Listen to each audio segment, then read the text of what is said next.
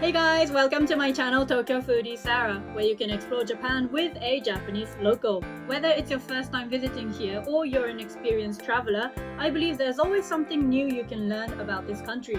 In this video, I'll share essential tips and information from a local perspective to make the most out of your trip to Japan. If you would like a private tour guided by me, don't forget to visit the Shuntour's website, link in the description box. Explore Tokyo's secret spots and navigate the city with ease, all while enjoying the insider knowledge of a local guide.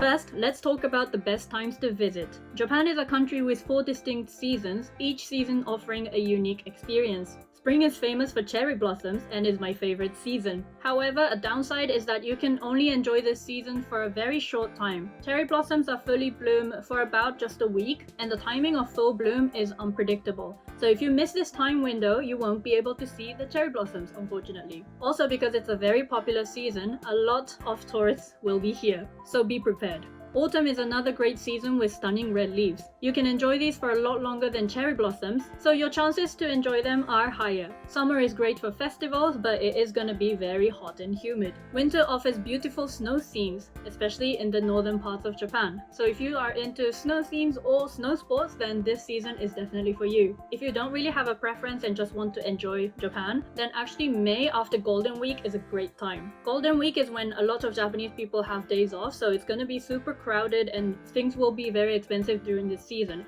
But after that, in May, the season is great because it doesn't get too hot yet and there's a lot of beautiful nature. So do plan your trip according to what you would like to experience. Next, you need to know that Japan is a cash-oriented country. While credit cards are becoming more accepted, many stores, however, still prefer cash. In central Tokyo, a lot of places accept credit cards, but if you go to the suburbs, they will likely only accept cash. But even in central Tokyo, in touristy areas, you can still find shops that only accept cash. So make sure you carry enough cash with you. You can exchange your currency to Japanese yen at airports and in towns as well. You can also get cash at ATMs in convenience stores such as 7-Eleven or Family Mart if you have an eligible foreign card. We do have a lot of Japanese QR payment methods, but these would require a Japanese bank and/or a Japanese phone number. So these are usually only accessible by locals. A good cashless method you can use is an IC card such as Suica, which is something you use mainly for transportation. So if you use these IC cards, you can just tap in and tap out when you use a train or bus. And you can use these at convenience stores and stores that accept these payment methods. Now let's talk about price of things. Japan can be both affordable and expensive depending on your choices. Convenience stores offer reasonably priced food and drinks.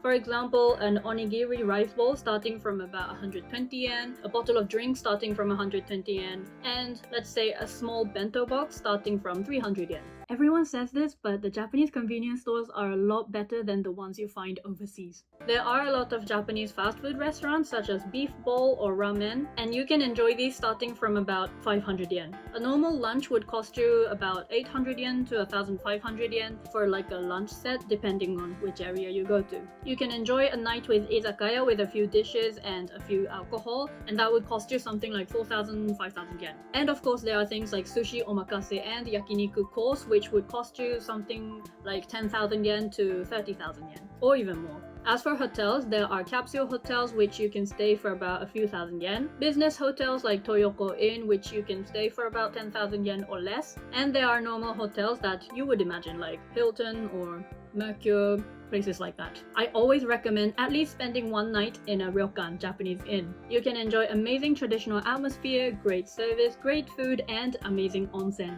Prices for ryokans start from maybe something like 10,000 yen per person, but I personally would spare a bit more budget on ryokans, so let's say 20,000 yen per person. Speaking from experience, this is where you can get the great service, great facility, and great food. Transportation in Japan is incredibly efficient. The trains and buses are always on time, but they can be confusing for tourists and even for a local like me. So make sure to check Google Maps for which direction the train should be going, which platform to transfer, and if it's an express train or not. For long distances, consider the JR Pass, which offers unlimited travels on JR trains, including Shinkansen, bullet trains. The JR Pass may be cheaper than if you were to buy individual tickets, but depending on your travels, it might not be worth it. So make sure to check how much each travel costs, and if that's more expensive than getting the JR Pass, then just get the JR pass. Taxis are not very cheap in Japan compared to other Asian countries, but trains and buses are very convenient, especially in urban areas, so you will not really need a taxi.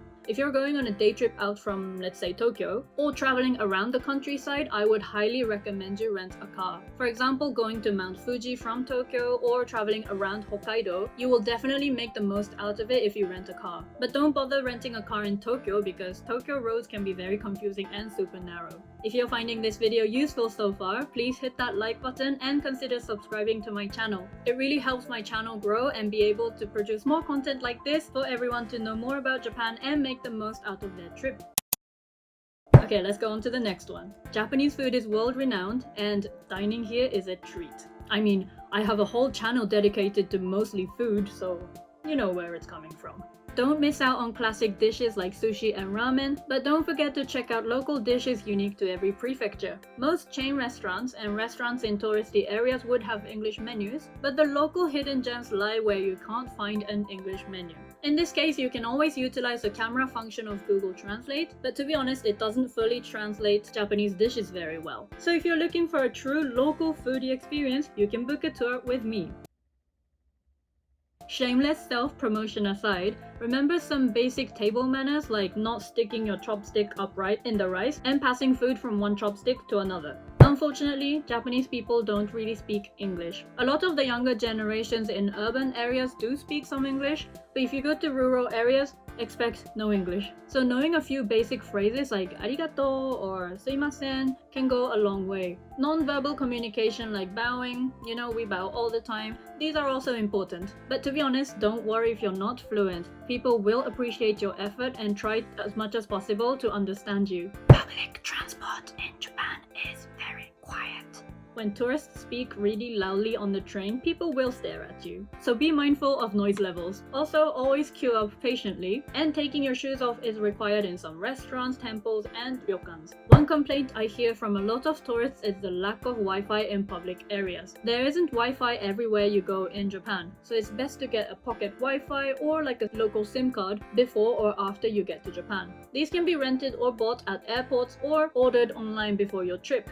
Lastly, please, always travel with respect. You guys already probably know about the news that in Kyoto, tourists are not allowed to go into this specific geisha district anymore. And a wall has been built to block the famous view of Mount Fuji and Lawson. I know it's only a very small proportion of the disrespectful tourists that led to this kind of situation, and I personally have seen so many super respectful tourists, but on the other hand, I've seen a tourist vigorously shaking the cherry blossom tree so that they can get a nice picture of themselves in cherry blossom petals. I was very angry and sad at the same time. Please once again be aware that Japanese people have a life here. We will only respect tourists if tourists respect us. Being a responsible tourist helps preserve the culture and beauty of Japan for everyone. Okay, I know I said these things, but most importantly, please enjoy your trip to Japan. My aim for creating content here and offering tours is for you guys to have the best experiences in Japan. I hope this video contributed to you to plan an amazing trip. If you've already been to Japan and have your own tips, please share them in the comments down below. I'm sure everyone else would love to learn from it. If you found this video useful, please don't forget to give it that thumbs up and subscribe to see more future videos about Japanese foods and culture. Thank you very much for watching till the end. Bye!